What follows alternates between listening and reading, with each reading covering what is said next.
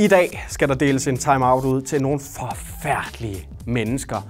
Der er lige kommet en ny sæson af Game of Thrones. Jeg følger med i den. Jeg synes, det er hamrende spændende. Og det er da ikke altid, jeg lige har mulighed for at se den på selve udgivelsesdatoen. Så kan jeg godt lige gemme et afsnit til, der lige dukker noget ledetid op i min kalender.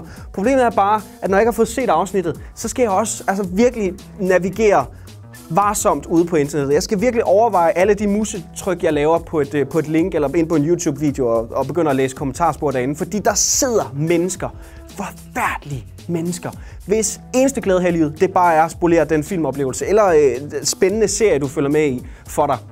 Mennesker, som elsker bare at afsløre, hvad der kommer til at ske. Altså, de spoiler lige så snart, de kan komme til det. Forfærdelige mennesker. Og jeg har lidt på fornemmelsen, jeg kan jo fortælle, at det er de samme mennesker, som springer foran i køen inde i Netto. De parkerer også på handicappladsen. Fuldstændig ligeglade med alt og alle. Og jeg har lidt på fornemmelsen af, at når vi andre ligesom drager sydpå, når det bliver sommer, så tager de også sydpå, men bare langt mere sydpå, ned under jorden, ned til Satan, ned i helvede, som så underviser dem i at stave, og Adolf Hitler, han hjælper dem til hjemmekundskab. De bliver simpelthen skolet dernede, så de kan blive de her forfærdelige og horrible mennesker, som skal ødelægge filmoplevelser for os andre. Og fordi jeg ikke vil have spoleret det seneste nye afsnit af Game of Thrones, inden jeg har kommet i gang med at se det, så betyder det altså, at jeg sådan navigerer rundt ud på internettet med det ene øje lukket, og altså musen klar op på krydset op i hjørnet med det samme. Så hvis jeg ser bare noget som helst, der kunne minde om en spoiler, så er jeg klar til at lukke ned.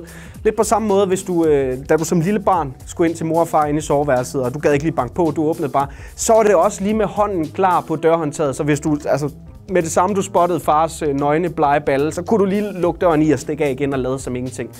Problemet er bare, når man først har set det, så er det altså brændt fast på nethinden. Det sidder heroppe, og du kommer til at se din yndlingsserie, og du vil vide, hvad der kommer til at ske. Altså, det er ødelagt, og på samme måde, det bliver også lidt akavet, når du skal ned og spise aftensmad med mor og far senere, og mor, hun sidder og smiler helt vildt velfornøjet, og du ved godt hvorfor, fordi du har selv set det. Det kan ikke komme ud igen, og det er ikke nogen rar følelse på nogen som helst måde. Og derfor så er der altså en timeout til dig. Hvis du er en af de mennesker, som godt kan lide at spolere filmoplevelser, tv-serier eller bøger for andre mennesker. Hvis du finder glæde i den slags, så er der en timeout på vej til dig nu. Du skal lige et smut uden for døren, så kan du få lov at tælle til 10, og så kan du altså også få lidt af din egen medicin. Og inden da, hvis du er uskyldig i den her sag, hvis du ikke er en af de mennesker, jeg taler om, så skynd dig at lige trykke herned, sluk for videoen og kom videre i dit liv, fordi lige nu, der skal alle skyldige altså have en tur med deres egen medicin, simpelthen.